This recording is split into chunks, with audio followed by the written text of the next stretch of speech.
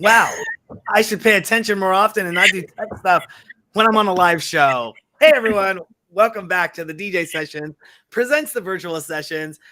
I got Cozmic Cat already laughing my ass over there on the other end, coming in from Toronto, Canada today. Cozmic Cat, thank you for coming on the DJ Sessions today. Thanks for having me. It's my pleasure, Darren. What's good? Man, I wasn't like picking my nose or nothing, was I? I don't think so. Okay, cool. I didn't see. I didn't look. It's all good. It's all good. Well, thank you so much for coming on the DJ Sessions today. Got a lot to talk to you about because you do a lot of stuff. Can you let our DJ Sessions know? I mean, I was going over your bio, and I would say you've got a very, very long and impressive bio of a lot of stuff that you do. But tell us your background. You know, what's Cozmic Cat all about? Cozmic Cat. Oh, that's a tough one, Darren, but I'll try. Okay. Cozmic Cat. You know what? Cozmic Cat is about spreading love. Cozmic Cat is about that vibe that connects all of us, that light and that joy in all of us through music. That is Cozmic Cat personified. So whether it's production, DJing, performing, working in like audio editing or helping out people in a dance studio or like whatever it is, it's about connecting to other people through music. That's the vibe. That's Cozmic Cat in a nutshell. And when it comes to being now, you're a producer, you're a DJ, you do a lot of other stuff. Yeah. What would be your ultimate goal as a DJ out there? I mean, you kind of just summed it up right there, but as just a DJ, what would be your ultimate goal as a DJ? The ultimate goal would be to be touring the world, playing exclusively my own music and connecting to people and communities through that, my own original productions. Yeah, that would be the ultimate goal. That is the ultimate goal.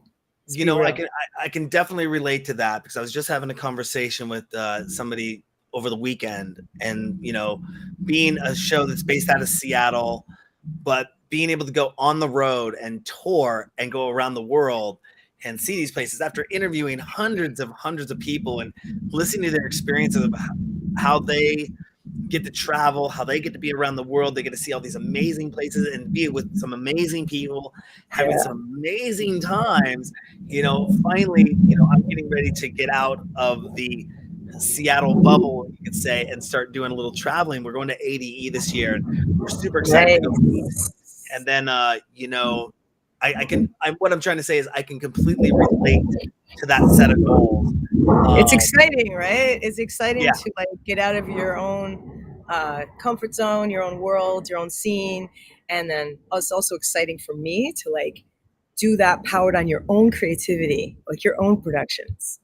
That's what makes it a little elevated, not just go DJ in another city, but go play your own music that you manifested from your own mind in another city. Do you think that electronic music has become too commercial? I think that's a good question. I think with all things, there's the underground and it bubbles up and becomes commercial, and then there's the underground, and that's the cycle. It always will be. So I think that underground electronic music is destined to become commercial. But if you're talking about electronic music as a whole, it has been evolving since its inception in the 80s, and it will continue evolving. So too commercial, I think that depends where you look.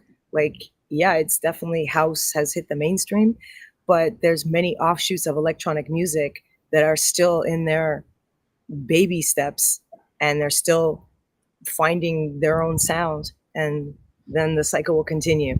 So it's a yes and no. Definitely yes, everything will become mainstream in every industry that's underground, especially when you think of where electronic music started. It was an underground art form, and it's pretty much mainstream now. But is it too? I think if you just let it become that commercialized vibe and only that, then it's too. But it's like, what is too much? You know, it just depends where you look and how you are consuming it, I think, and how you're enjoying it. Yeah, I mean, I was I was at the state fair the other day. Speaking of going back to the 80s, you know, when it started, but there was a track out of the 90s, And the ride was sitting there. I'm waiting in line with my girlfriend to get on this swing ride. It's going around. And we have this game that we play with each other. She actually brought the game up to me that if you name the artist, yeah, the other person has to take a drink. If you name the artist in the song, you got to take 2 drinks. But the game is Damn. always on and we're always playing it. Although we weren't drinking at the state fair, but Why not? What's wrong with you? well, you have to go to the beer garden. You can't walk around in front of all the kids with beers and mixed drinks in your hands. Amateur. No, but what was crazy is I'm sitting there, I go, 2 unlimited. 2 unlimited. Y'all ready for this? Y'all ready for this? And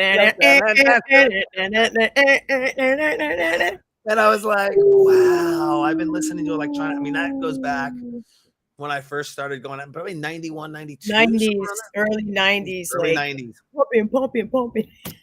Popping. And I was like, wow, that's a classic. Right? And things have changed so much, right? In terms of, I mean, like, that was rave music back then. That was the forefront of electronic music back then. It wasn't house music.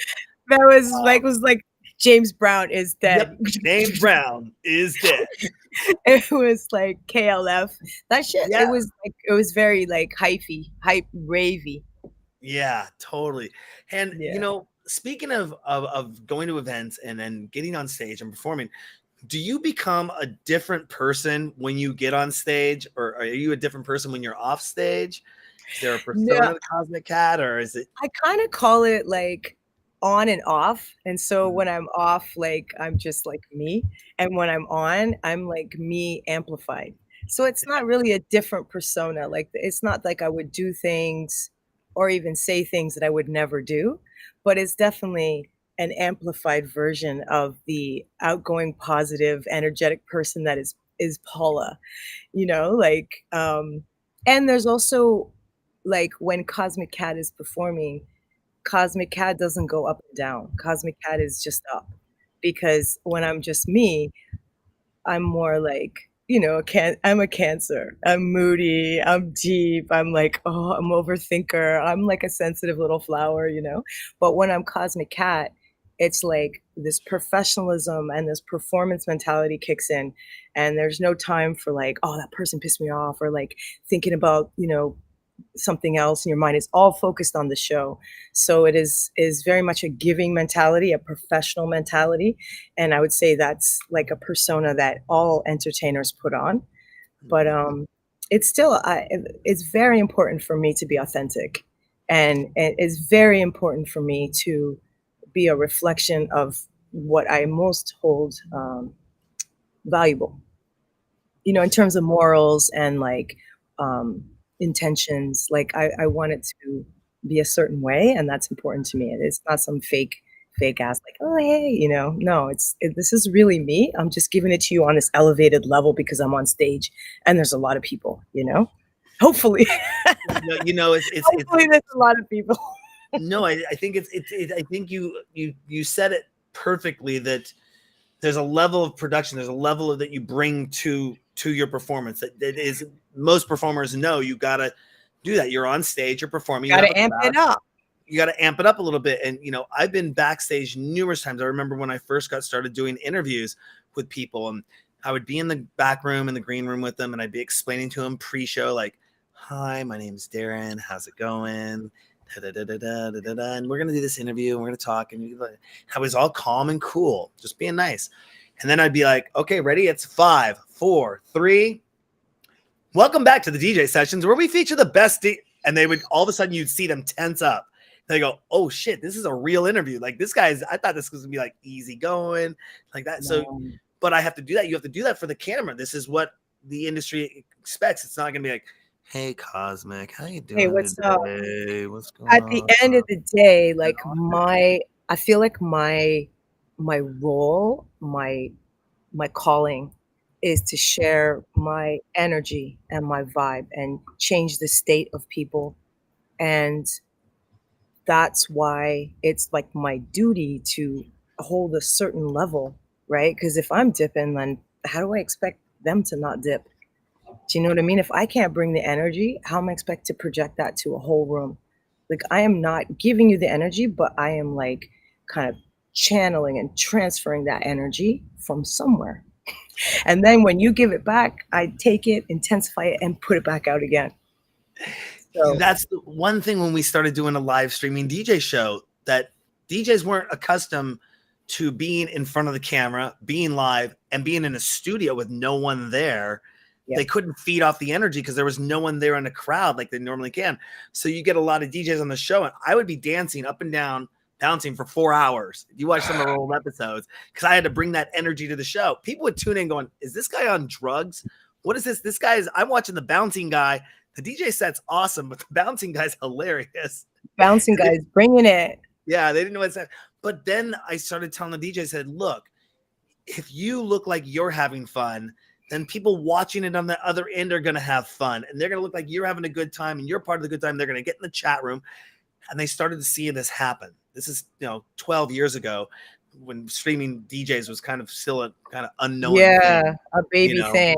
And now it's like, that's a basic rule, right? It's like, if you're going to get out there as a professional DJ, as in a DJ who's making money at it, then you need to look like you're having fun, or you're selling the audience short, and you're not doing the job. You're not doing it right.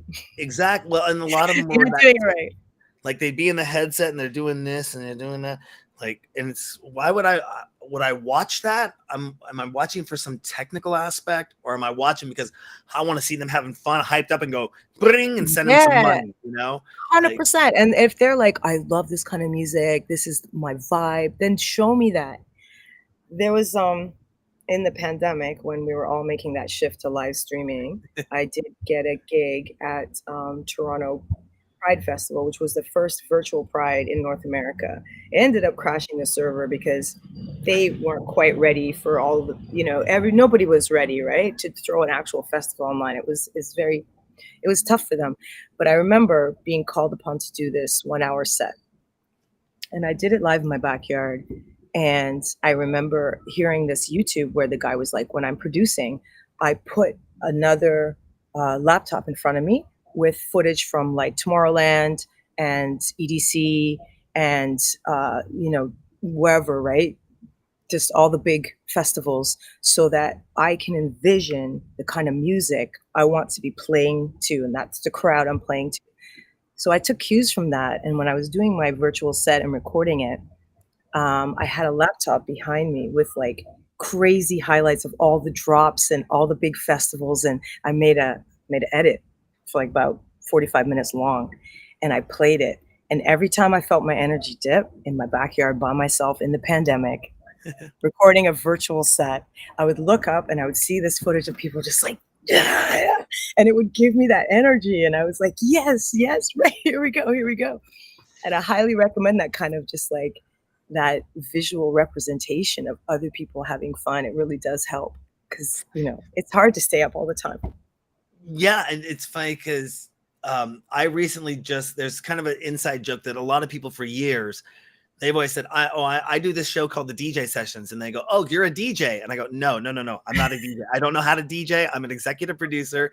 I've never learned how to DJ my entire life, even though I got bunches of gear, totally different time, surrounded by phenomenal people that could teach me and have wanted to teach me. I'm like, no, I don't want to learn how to DJ. But there was an opportunity that I had to kind of get up on stage and play some music a few months ago, which led to me actually making kind of a funny page on our website. You'll see me, I'm listed as the DJ Sessions is my DJ name. That's hilarious. The DJ. And, but I got up there, and it's if you read my bio, it's a complete like joke faux pas on myself that I'm not a DJ. I just play one on live streams. That's hilarious. And so like I get up there and I just find a really awesome mix, and I'll just put the mix on, and I'll be up there and but the crowd was still responding to it. And the place we were playing at, I mean, I had people come up and tip me $20 going, this is a really good mix you're doing. I'm like, okay. Like, well, technically it is a good mix. You're like, but, I just didn't do it. I just didn't do it, and that's exactly. I mean, it was some like 70s and 80s mixes that I pulled off of YouTube or something like that, just to put music on in the background, give the place some ambience, turn on the lights, and I would never consider that DJing necessarily. It's like curating. You're laying down the vibe. Exactly. But you mentioned earlier, just a few moments ago, that you were doing the big Pride show in Toronto, or you were doing a live stream for it. You mentioned something that happened, that the servers ended up going down. And that's obviously, if they were just new trying to do something, and things happen on Mm, stage or during a performance, what has been the worst thing that's ever happened to you when you've been doing a live show? a live show. Hmm. Oh, it's usually always this stuff. I've done so many shows, but uh, usually it's always been something involving the music stopping, right? So I think my very first gig, it was at a club, and I was so nervous, and there was two turntables, and and actually I lifted the needle off of the wrong turntable, and it may not seem like a big deal, but of course, that was the record playing, and everybody stopped and looked at me, and I was traumatized because that was my first ever club gig. And it's always those things are always around music stopping. Like, there's people that have grabbed the stuff or, stopped the gear, power going out, like that kind of thing where just everything just ends and all of a sudden you're just in a room and people are yelling and looking at you. I think that would be about it for live gigs. Um, Nowadays, it's very civilized. If there's a huge ruckus, I just get security. And most of these tech things are ironed out well before because everything bad that could happen has happened. So I'm very proactive. I have doubles of every cable. I do sound checks, all the thing. But it's usually yeah, it's usually involving a technical difficulty, and that's probably the only thing about DJing that really stresses me out. Like, I like to know what the gear is. I like to know, that kind of thing, like what we're getting into. So there aren't those kind of technical problems because they will happen. They will, and you got to roll. You got to be calm. Oh shit! I remember I was in Iceland, Reykjavik, and it was an amazing gig for me, a big deal. First of all, to be in Europe, and then in Iceland, and I had borrowed a controller for the gig, and everyone was bouncing like this, and the controller bounced off and fell on the floor. Dude, all Oh, the cables, everything fell out, music stopped. Again, it was about the music stopping.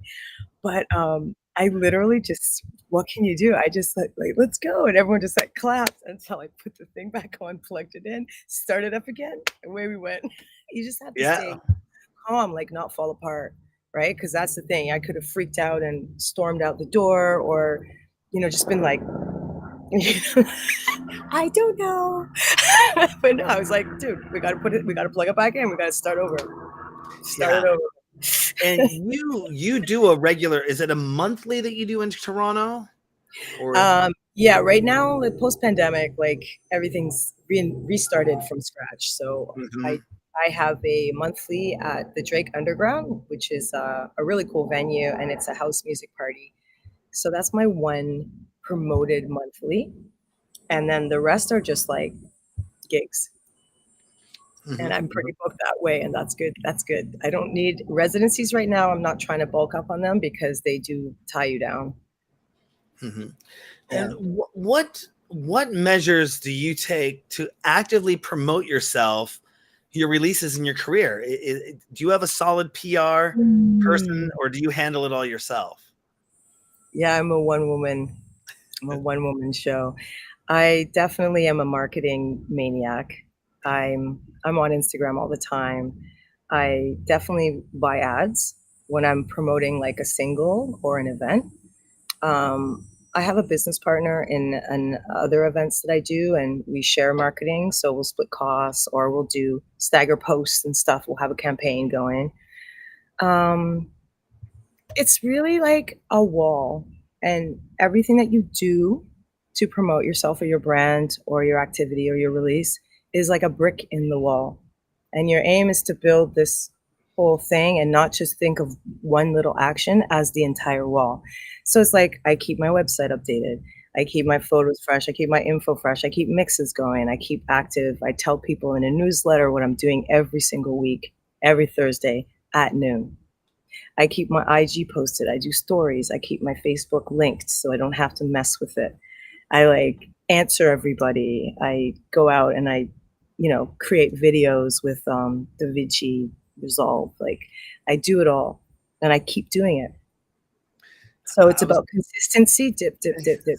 And then someone looks at you and they're like, wow, A, you've got a lot going on. And B, everywhere I look, your shit is consistently on SoundCloud. You look like on Mixcloud. You look like on your website. You look like on your Instagram. You look like everything looks professional. And you know what I mean? I So was just gonna follow up on that, guys. Telling you pre-show, I love it when a guest basically almost asks or sets up the next question I'm going to ask them. My next question was going to be is how important is social media to you? You just answered that right Hondo down the P, line. Hondo P. It's the Awesome. goat. I just, what is that? It's the goat. It's everything. Yeah, I Oh, need yeah, it. yeah. Yeah. No, I just got my team up and running. A huge thing that we're working on with our team is getting everyone dialed into our social media tools that we use to help promote. Because over here, the DJ sessions, just like you said, we're creating so much content that it's something new is always happening over here, whether it's a live interview, a new news story, an exclusive mix, one of our shows, a contest that we're doing. We're planning to go to ADE this year and be on the red carpet. We're also doing Gold Rush out of Phoenix, Arizona.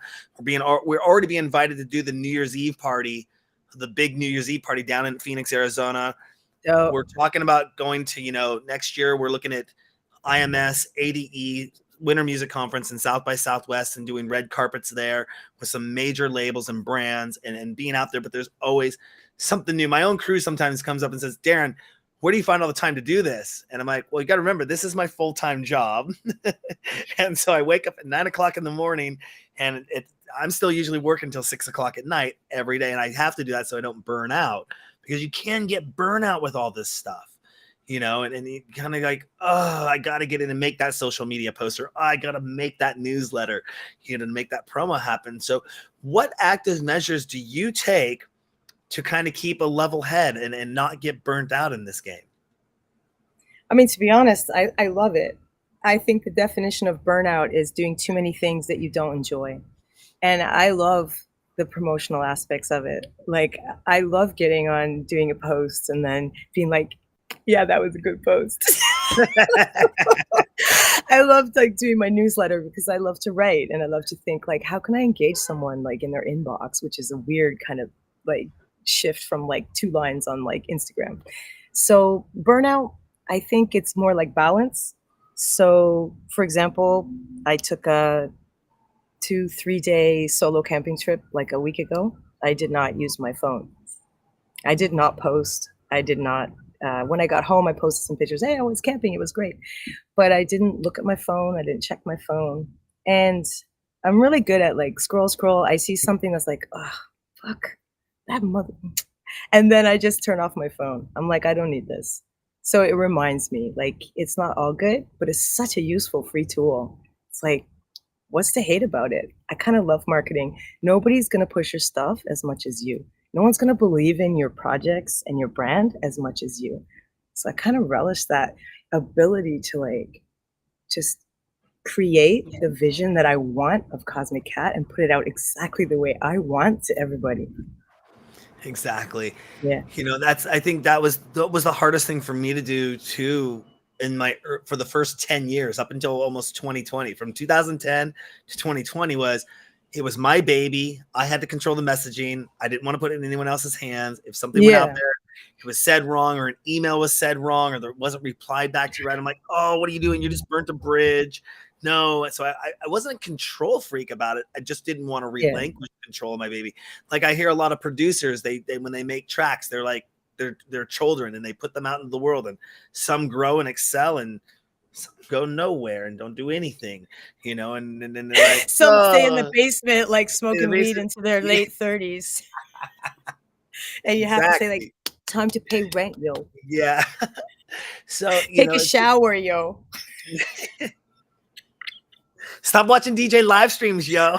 Right? I'm going to pull the power All the to the power. basement.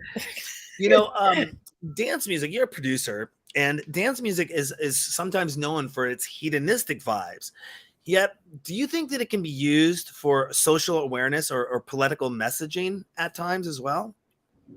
Oh, 100%. I mean, I can't count the number of songs that are protest songs or even remixes of real, like, protest songs that have been turned into house songs. Like, yeah, with serious messages, messages about stigma, about racism, about poverty, about everything, land rights, like everything you can imagine has been made into a song. So I think, yeah, if you've got a platform, you can definitely use it for however you want. And a lot of people do choose to use politics. You know, like with everything, oftentimes they don't become as mainstream as the like party vibes, but it doesn't mean that politics and dance music have to be separate. And I'm going to bring in a question here from one of our guests. I see a lot of questions coming I up. know they're It's popping kind in. of I kind love of them. I love them. bonkers. I I'm going to love bring it. in it's Hanny Amended. Hanny Amended, I think. Do you make music with the intention of making it to make it a popular record, or do you make music solely to satisfy yourself? And success is kind of a nice side effect. Um, I'd say it's the latter because I read this cool book on creativity and the creative process, and it was kind of saying like, please, producers or artists or anybody creating things, get a day job. Do something that takes the pressure off your art so it doesn't have to sell. Now, I don't have a day job. I would say day job is my DJing. So I DJ corporates and I DJ all kinds of different events that allow me to pay the bills and pay the rent. And of course, I get to DJ really cool events too. But that frees up my production to be completely a sonic adventure, whatever I can envision. And so, yes, success is a nice side effect, um, but it's definitely not. I want it to be accessible. I want other people to feel like how I feel when I'm in the studio, going like, "Yes, of course I want that." But it's not this pressure that it has to sell on iTunes or like it has to chart on the Billboard. Nah. And if you took a look at your list of productions you've done so far, which one of those stands out the most to you, and why? It would definitely be The Fixer. The Fixer was a track that I made and then I quote unquote didn't finish. And then I just kind of left it aside. As all producers, you know the vibe, right? And then a label from the UK called He She They approached me and said, you know, hey, we want to release some tracks with you. Have you got like an EP ready? And so I was like, yes, but really it was like, no. So I had to go finish these tracks really quick.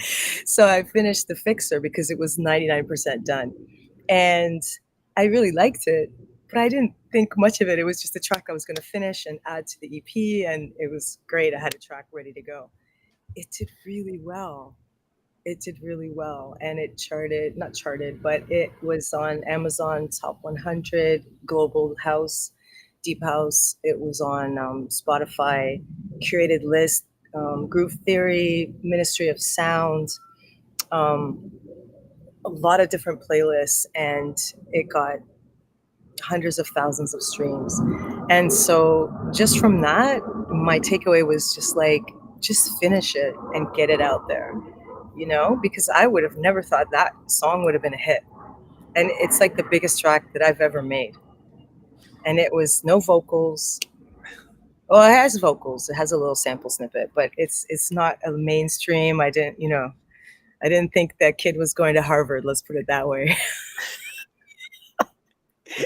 If you can give one production tip, insight to new producers out there, what would that be? Finish your tracks.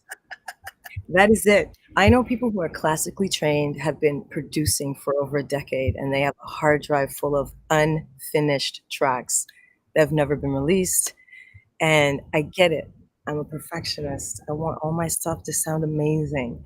And then you sit there and you're like, it doesn't sound like Daft Punk. I can never let anyone listen to this. And then the moment passes. You have to release your shit. You have to be able to suck and sound mediocre before you can be excellent.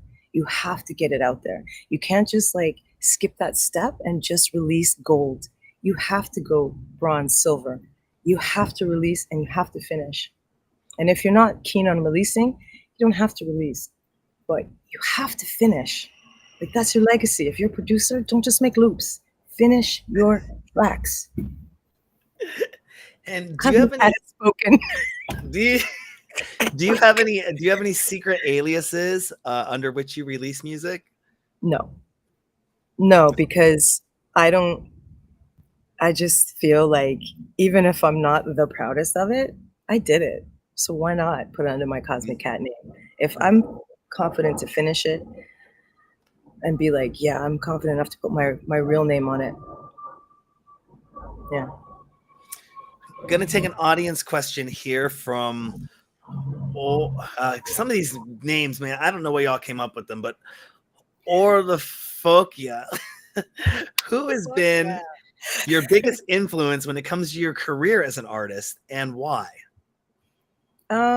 Well, I think there are a couple. I can't just say one, but definitely Disclosure has played a big role in being like, wow, like two brothers like doing them, and pick this singer like Sam Smith who won an award and just and they got their label going, and I admire it. I just like the vibe. I like who they collaborate with. I like their sound. I like that. I like that a lot. Kate Trinata is a big influence, just being a Canadian, queer, Haitian descent.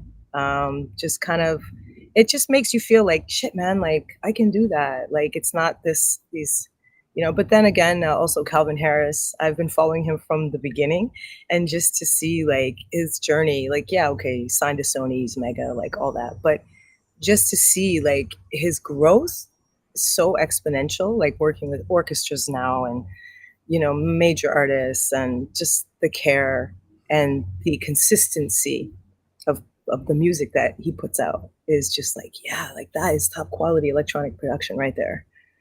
And the adventurousness, like, oh, I'm gonna work with Big Sean, I'm gonna work with Rihanna, I'm gonna work with like mega mainstream, I'm gonna work with like hip hop and funk wave bounce. Like, guy, props, right? He's willing to take risks. And if you could take an up and coming producer and put them in the spotlight, if you could take one up and coming producer that and say this person needs to be in the spotlight, this person needs to be heard, who would that be and why? Cosmic Cat, because she's ready. You That's heard? first. That is a Yeah. first. Heard. You heard. She's ready. Oh, that was awesome. That was the first. That was the first. That was the first. Done.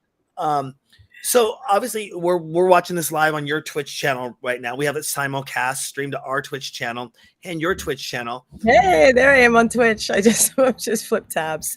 before 2020, had you considered ever doing live streaming before, or had you ever been on any live stream events? No, dude. And to be honest, when 2020 hit and it was like, oh, live stream this and live stream that, I was like, this shit is whack. This is not why I got into DJing. This is bullshit. This is like, and then I was like, sat with it for a while, and I was like, why am I so close to this? Like venues are closed and you can reach thousands of people around the world with this platform.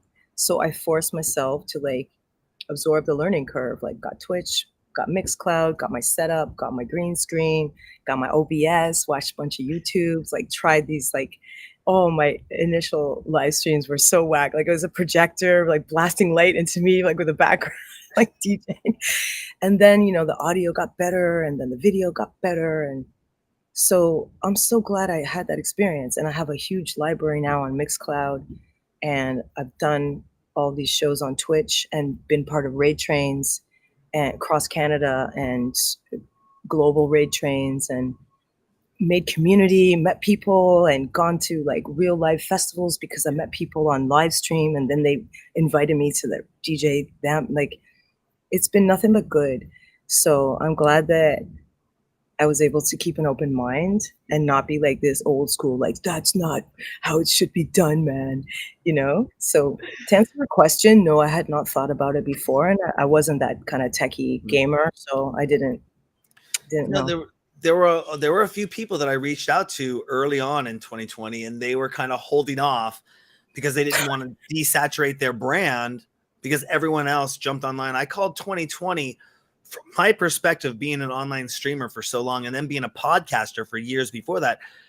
2020 to me was I call it the look at me year, because everywhere on Yeah. social media, everyone I knew was saying, look at me, look at me, look at me, I'm on video, look at me, I'm on video, look. And we kind of took this whole step back going, Yeah. okay, we've been doing this for a while. We're going to take a step back and figure some stuff out over here while you all play the look at me, look at me. And I watched, just like we went through an evolution back in the day of doing our shows, of getting the studio quality better, the video quality better. Even when we started this, the internet, you could maybe get 2 megabit upload.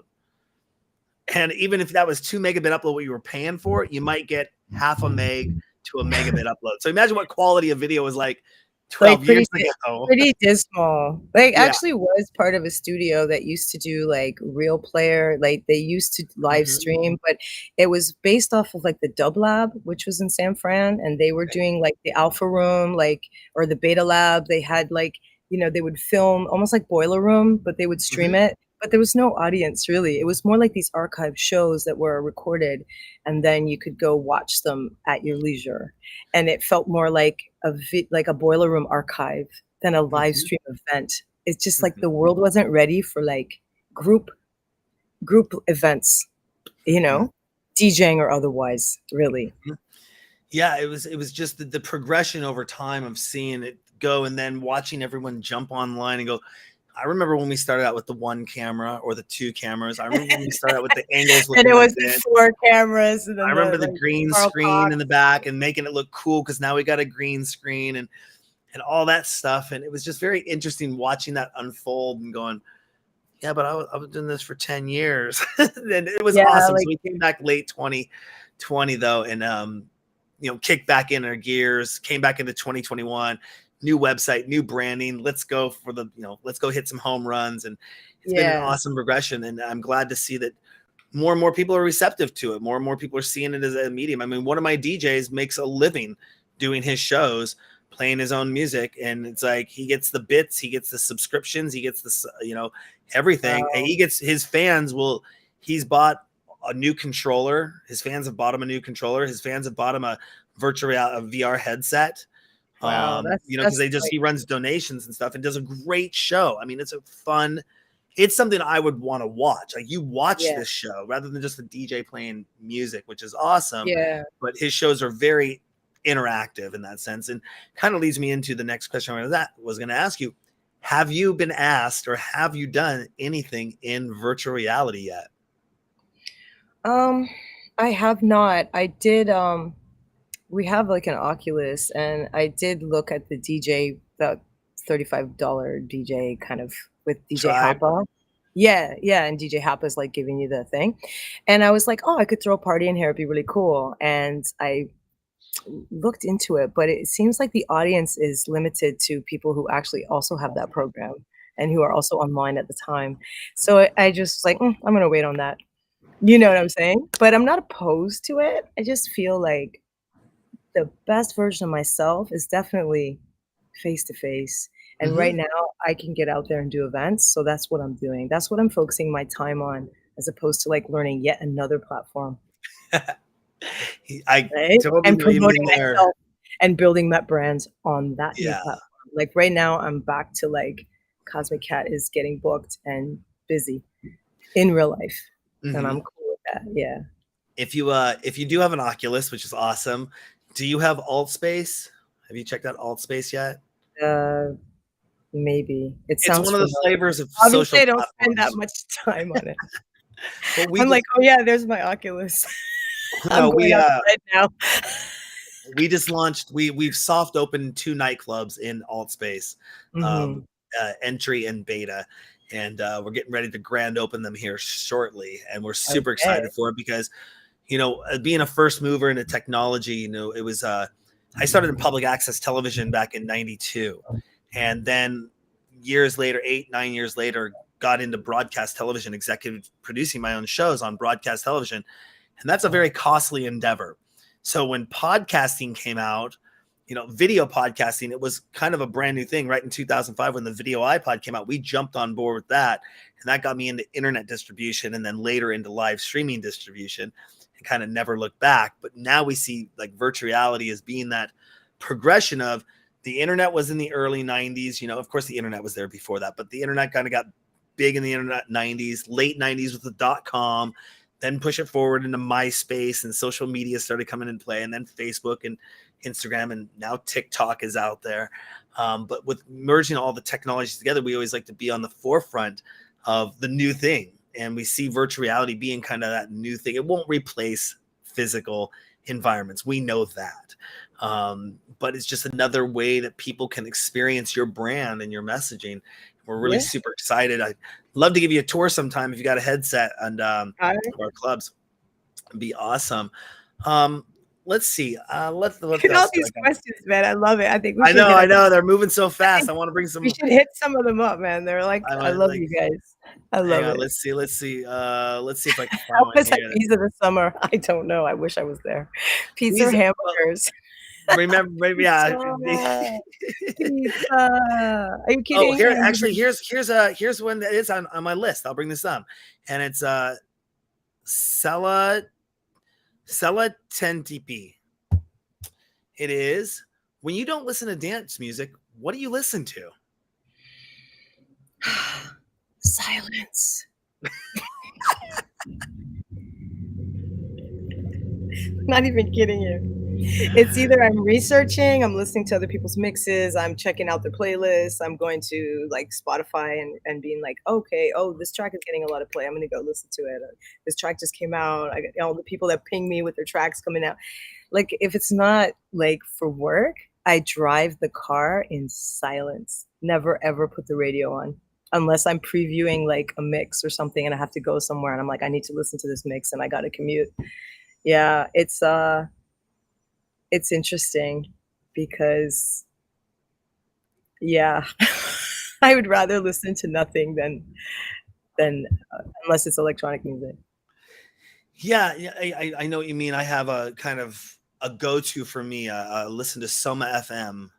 Groove Salad by Soma FM is my down-tempo ambient go-to station. If I'm not doing a show or listening to music, it's Soma FM is on all the time. Not silence. Right. Soma FM is my silence pretty much when I listen to music, but I can relate to that. Sometimes when you're just bombarded with music so much, 100%. And I listen very actively. So for me, there's no such thing as background music. Like I'm buying groceries and I'm like, oh yeah, they're playing like Major Lazer, Lean on Me,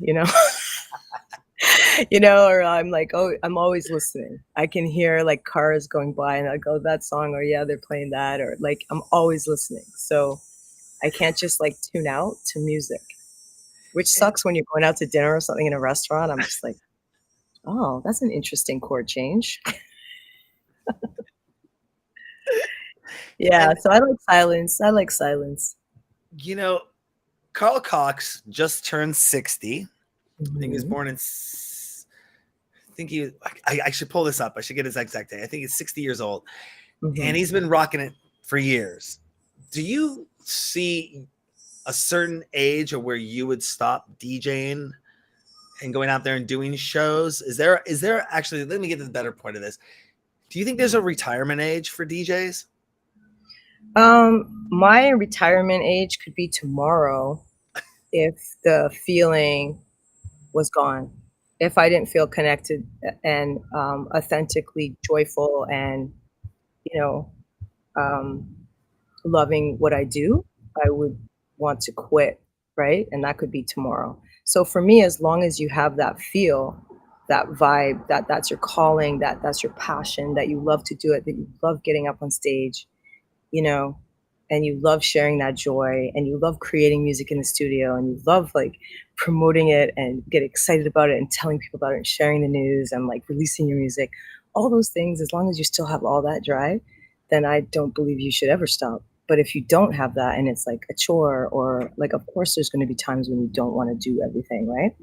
But if the overall feeling is like a drag and not positive, then retire, get out yesterday. Doesn't matter how old you are, And there's people like, I know, like Fatboy Slim. He's older, right? And he's still touring, he's still releasing, he's still making remixes, shapeshifters. It's not about age, it's about the energy that you have to give. And if it's over for you, then like, it doesn't matter how old you are. Get out. There's the door. Get out of here. If Hollywood were to make a movie about your life, who would you pick as the main actor? Halle Berry. I had a feeling that was going to come through. How did I know that? 100%. Really?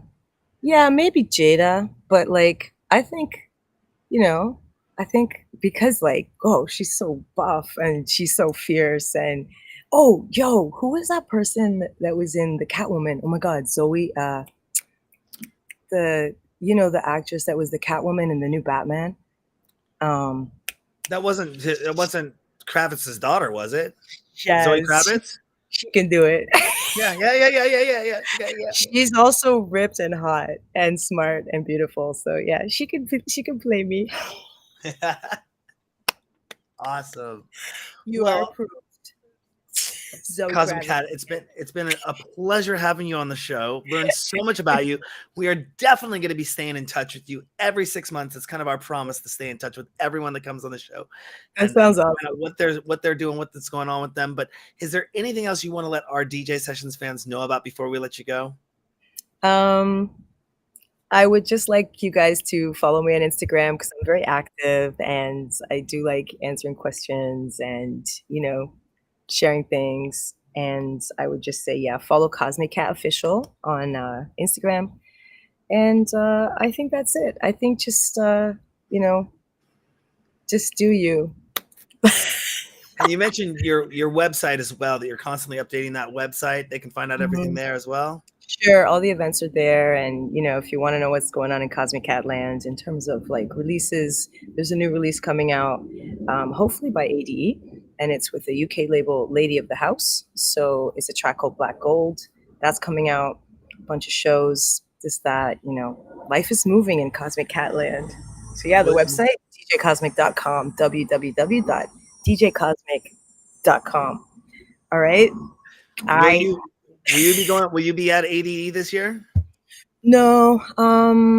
This year I think I've got a Lisbon trip and a New York trip, and then that's it. I'm really like, it's my year to work and catch up from not being gigging. So less traveling and spending money and more gigging and making money. I know how that goes. This year only. Awesome. Well, we do have an exclusive mix coming down the line as well for our DJ Sessions fans. Thank you for that. That'll be coming out. And, again, thank you for coming on the DJ Sessions. It was a pleasure having you. We'll be following up with you and staying in touch with everything you have going on. Thanks so much, Darren. Absolutely. Seattle's in the house, from Toronto to the world. Bless up. Yeah. Yep, exactly. Coming in all the way from Toronto, Canada, Cosmic Cat. I'm over here in the virtual studios in Seattle, Washington. And on that note, don't forget to go to our website, thedjsessions.com. Find us on TikTok, Twitter, Facebook, Meta, whatever you want to call it. Find us in VR. Find us on Roku, Amazon Fire, Google Play, soon to be Apple TV, and download our mobile app. But you can find all that stuff. You forgot Reddit. Oh, I think I have a Reddit up there. I know you do. I think we do have a Reddit up there. Yeah, Reddit. Discord. Out there. The best Discord. Yes, definitely. You can go to but the best place to find out everything we have going on. 600 news stories a month, live interviews, exclusive mixes, our own DJ mixes, contests, events, giveaways, lots of stuff at thedjsessions.com. This is Darren. I'm exhausted listening to the list. This is Darren from the virtual studios in Seattle, Washington. Cosmic Cat from Toronto, Canada. And remember, thank you for watching the virtual sessions with us today. And remember, on the DJ Sessions, the music never stops.